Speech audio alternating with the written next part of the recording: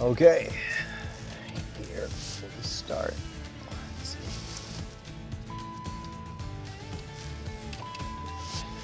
Welcome everybody. This is Master Academy, and welcome to my Commuter podcast. And for who doesn't know the channel, this is kind of just a little soft talk of everything that happens during the day. And here we discuss your questions. Here's like basically where we go a little bit deeper inside the content that I can share while you guys are just sharing the road with me between my office and my home. Always I have like always my DJI. I love this little guy because it records internally, and in front of me I'm using the Insta360 Ace Pro 2. None of these videos are sponsored, unfortunately, by these two companies, which I do love dearly. So I use a lot of DJI products. Obviously there's going to be the gimbal. I have the RS3, the RS4 Pro, and then I obviously have the DJI Mic 2, which I believe are absolutely phenomenal. We'll have like an in-depth review of these ones. And obviously there's so many other products, which is the LiDAR system, which is phenomenal. It's absolutely phenomenal. It transforms any lens, manual lenses.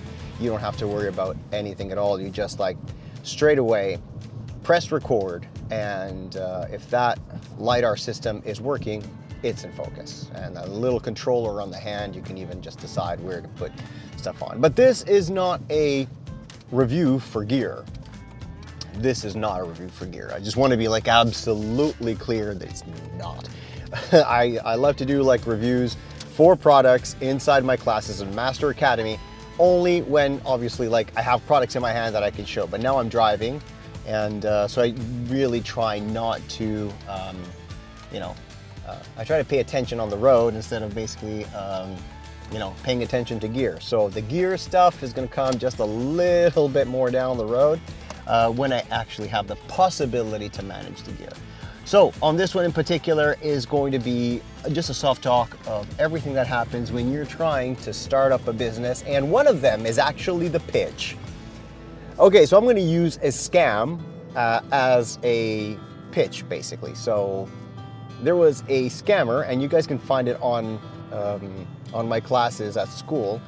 I wanted to leave it there, and I left the conversation in the classes at school because the scammer, which you guys will see pretty easily, you can identify the conversation, basically was trying in some way, shape, or form to get me to pay something. The good part is that there is a lesson to be learned while we're talking about scammers. So this scammer in particular, whether you're a scammer or not, I really hope you're not a scammer, but if you do have a company you're going to be doing a pitch, there's an important part of doing a pitch, or any kind of pitch, which is an elevator pitch. It's like, you're talking to somebody, you have like that 5 seconds that they're giving to you, and or not. Any pitch has to do one thing and one thing only. And you're always going to throw too much information, too many eggs in the basket, and it's always going to get confusing no matter what, because you want to give in that one chance that you have. You want to try to give everything that is possible, right? So you want to show them your capabilities, how strong you are. You want to show like what gear you have. You want to show them like your reels. You want them to be focused. Okay, this is exactly how the same way this podcast started extremely in a confusing way. Your pitch is going to sound exactly the same way. Less is always more in this case. So I would say continue with less, avoid the more. How are you going to go and sift through this stuff? So let's start from the very beginning. What is a correct pitch? The pitch has to be easy, and it has to do one thing and one thing only. It has to serve the purpose of, one, revealing my pain, and its purpose is to how you're going to take that pain away. Easy. That's basically done. So let's say that you do have a company that has a poor image. You're contacting a company that has a poor online image, really just not working well. You can see it that the posts are maybe, the social media posts are poor, the images are poor, the logo is absolutely a disaster, and you are trying basically to pitch them to get their pain out of the way.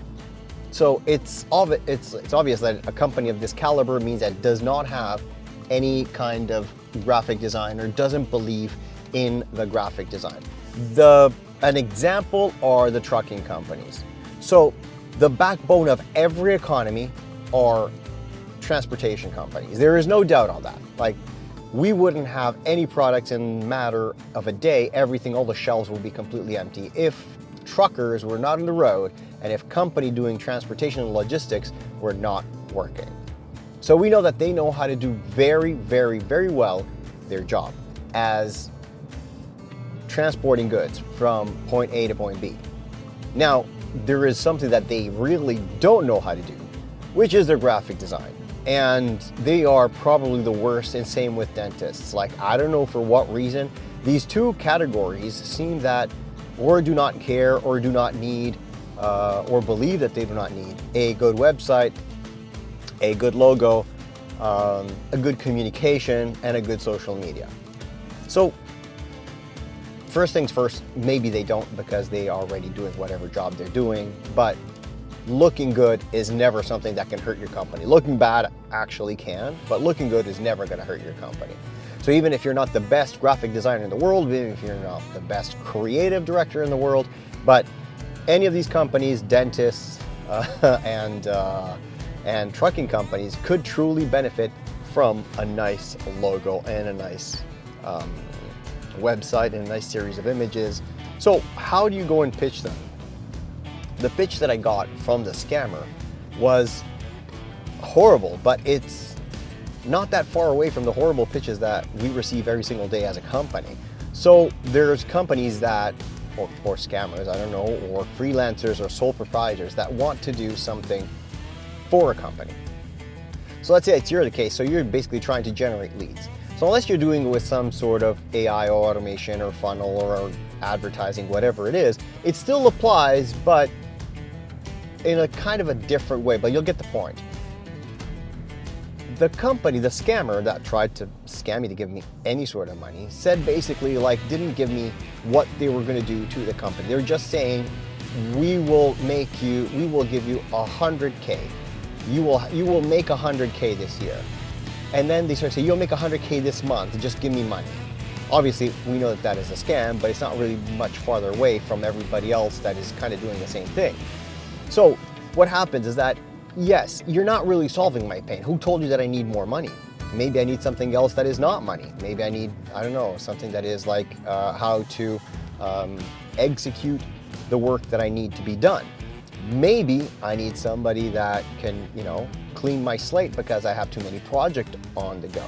Maybe I need somebody to manage my school community because it takes hours to reply to everybody and to obviously have those green dots that are coming up. Green dots is basically like the amount of engagement that you do have inside every single community and across all the communities. And it's very important to be constantly active because not people just forget about you. So in my case, I just started probably a little bit over 20 days, and obviously I don't have any followers because I'm not really putting up that content that I really think that is of value. So I'm not promoting it at the moment. So the scammer comes and just says, you're gonna make 100K, you're gonna make 100K, you're gonna make 100K. Now, the entire problem of making 100K is that I don't really know if I want to make 100K. Because the problem with getting 100K of clients in my business, it's problematic because I would not be able to satisfy the 100K request that the client will need the moment I get a contract. So if it's, let's put it this way, if I have a contract for one client that gives me 100K, that is most likely editing a very, very complex video. So one of them that I just got recently, it's for a war movie, and they did not pay 100K, but to put things in perspective, I have to do the culling, editing, the cutting, the rough cut. Then after that, I have to go to the second phase, which is the fine cut, where I have to go through and make sure that the storyline flows in a certain way. After that, we have to go further down the road and start finishing the cut, coloring, sound effects, virtual effects, bomb explosions, and all that kind of stuff. So it's complex, but they're not giving me 100K. And yet, one of those projects, which I'm doing everything from head to toe, except for filming it in this case, it's extremely hard. It's difficult, right? So the first thing that she should have said is, how can I help you? And then second, she said, okay, I have an AI automation that could probably help you with the culling or the coloring or whatever it is, if there is something like that. Now, she would have never known that I'm completely against AI, so it's very hard for anybody to, go and grasp that concept. Now, there's kind of a little bit of a divide, but the thing is that my pain is not the money. And I know that no company is going to give me 100K without basically giving me a job that probably alone I will not be able to manage. That means that I have to hire other people, I have to train them. It's a massive amount of work. So that 100K is more scary than actually something that alleviates my pain. So she did not solve the pain. And second, she was just asking for money, not giving me a path. So why do you do the same thing that a scammer? You want to look like a scammer, the same scammer that I was having on school. The point of it is that you don't want to. Solve one problem and make it easy. And if you don't know what the problem is, just be incredibly transparent, and that is going to help you tenfold. If you have the chance to do an elevator pitch, the best thing is to say, listen, I can tell you everything that you need to know about my company, but it's going to bore you. Tell me one of your problems and what you believe is kind of an obstacle or a bump in the road or a pitfall that you would like to avoid, and how can I help you avoid that? Now, in that case, you're already coming on a different angle. Like, you're not trying to sell anything. You want to have a real, true, honest business conversation with somebody. And we know that your services have to be paid. They know that.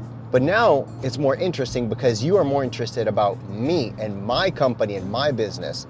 So I would engage with a conversation like that, even if that is an elevator pitch, and I know that it's a pitch. So I would say an example, I don't know, I would like to have constant recurring clients instead of, an example, having one-offs. One-offs are they're much more expensive, I believe 2.7 times more expensive than a single recurring client. When the client is a recurring client, you have all his assets, you know what he likes and what he dislikes. So it's very, very easy just to grab it, put it inside your templates or duplicate the work that you have previously and continue working on it and get right down to the nitty-gritty of what the client wants, compared to somebody that is completely new or you don't know, and now you have to start doing research, you have to start creating all the templates from scratch, and there's like so much work to be done in order for you then to become truly effective. But the point is that if we act all like scammers, it's very, very hard for somebody to understand the differences. In the elevator pitch, if my elevator pitch I would repeat it and say, like, what is it that is holding your company back? What is the problem that you think I can solve? Let me see if I can solve it for you. Or let's team up on this problem that you do have, and let's try to do it together. We know that, and I would be honest, I know that this is an elevator pitch, but I truly want to be part of your company, and I'm going to add something more. Listen, if I cannot do it, I'm not going to give it to a third party, it's me. I want to do it for you. I want to be your problem solver in order for you to have somebody that is on your team and that understands where you're going. So that is going to make me more efficient, and you're going to have the possibility to solve more problems, sleep better at night. And if I cannot do it, you don't pay me. Is that worth a conversation or not? I would have a conversation with a dude that tells me something like that. I would be completely open and honest to say, hey, listen, you know what? Constant work compared to one-offs, is there a way to get that? How can we get it? Can we do a test? Can we do something, a try or something? So there's like a lot that can be done when you open up the conversation. On the other hand, asking me straight for money, the wrong pitch, I cannot work for free. Give me $1,000, give me $1,500. Like, and I was asking the scammer, obviously, because I really wanted to know, what is it that you want and what are you going to give me? Give me a path. Solve my problem. What problem you're solving me? So you never told me what problem you're going to solve. You never told me what is my pain. You never investigated what is my pain. You never told me anything that would, make me do the effort of putting my hand in my pocket, grabbing my credit card, punching in the information in order for you to get the money. So this is important. Elevator pitches is something that I really like. And when there's an open conversation, first thing is that, what's your pain? And listen, if I cannot solve it, or you don't like how I solve it, you don't pay. So what's the problem? Yeah, I understand. Now there's the other side of obviously, of the coin, where you're gonna say, okay, but I really want to work for free. No, you're not working for free. First thing that you're doing, you're solving a problem. First thing that you're gonna be doing is starting to understand how to communicate, collaborate, and be more effective in the sales process. So you are learning something. You're becoming more effective. And this is gonna give you a learning curve on the next pitches that you're gonna be doing. On the other hand, if there's something that you don't know how to do, you shouldn't be charging because you don't know how to do it. That actually opens up a whole can of worms, because that means you can learn something new.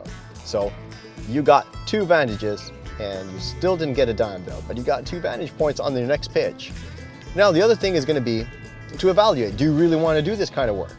So that means that you start getting an insight. Okay, this is the client that I was pitching. This is something that I truly like, but I don't know if I want to do it as a job. So I really like the company, I really like what I do, but I don't know if I want to solve that problem. Because, an example, I don't want to be a social media person. Like, I don't like social media. Having a company that asks me to post every 2 to 3 hours to engage with all the communities for 9 hours a day is something that I really cannot do. You have to go and find commuters, you have to be talking to the communities. It's something that I believe it's for another type of skill set. And any company that's doing it through AI, it's actually probably doing something wrong, because you're not truly engaging with your audience. It's like, I don't know, imagine like a whole concert that is, everybody goes there to see, I don't know, Madonna or Nickelback or whatever it is, the band that you like the most, Billie Eilish, and all of a sudden you have, I don't know, a video from YouTube playing on the screens and there's no Billie Eilish there. You wouldn't know what's happening. Like, you just would see basically like a video going on, and I'm quite sure that people will ask the refund for their ticket because they can watch YouTube most likely on their phones. So like, they're not going to really be. This is the same way that I see AI engaging with your community. Just some stupid answers coming up by this kind of robot. I don't know, I would never do it. So this is the entire thing. To wrap up this kind of jumble of things that I would put in this one, for me, an elevator pitch is an incredible moment to connect with a company and learn what they need and if you are a good fit for it. That is important. If you're not a good fit, you don't want to do the job. I understand that it's funny, but do you really want to do the job? You kind of don't want to do the job. So do the job that you really want to do, because life is pretty short and you don't really want to be doing some crappy job and also going and getting some crappy job, which is at the end is just going to come and bite you in the ass, because most likely the client is not going to like what you do. They're going to see that you're bored and you don't want to do it. It just doesn't really work. On the other hand, if you do see that there is some sort of connection, something great, and you say, hey, you know what? We can actually work together, and you find a client that becomes a recurring client and it's for a job that you truly like, well, that's fantastic. That is absolutely fantastic. Probably like the best thing that can happen, because then you have somebody that you know, that you trust, they trust you, you know that there's a certain amount of money that is constantly coming in, and you know where to put your hands. That means that you know where the logo goes, how the logo lives, how the website is moving, whatever it is that you're doing for the company. It's an incredible opportunity to make yourself shine in the eyes of somebody that is actually going to become your recurring client. So your elevator pitch, make it good. Direct to the point, solve their problems. It's not about you and your resume. It's not about you and your skills. Any of that stuff has to be left out. There's only one case, and one case only, when you decide to actually bring it into play. If that slow elevator pitch and soft elevator pitch becomes actually a meeting, and then they want to know more and they want to see your resume and they want to understand more about you. If that is the case, well, you have like a couple of shots, make them count. So get the very, very best. Well, this is Master Academy. This is just like a little chit chat that we have here on the Commuter. This is all under the big umbrella of Æternum Mentis, and I really hope that you guys enjoyed like the video. I'm almost right here, reaching my destinations in the office, where we're going to start like editing this war movie. And actually there is kind of a big surprise coming in that I cannot tell you right away, but I think is a pretty cool thing that is coming up. So I always gonna every now and then just like leave you little hints of what's coming up next. I am Sergio, and welcome to my world.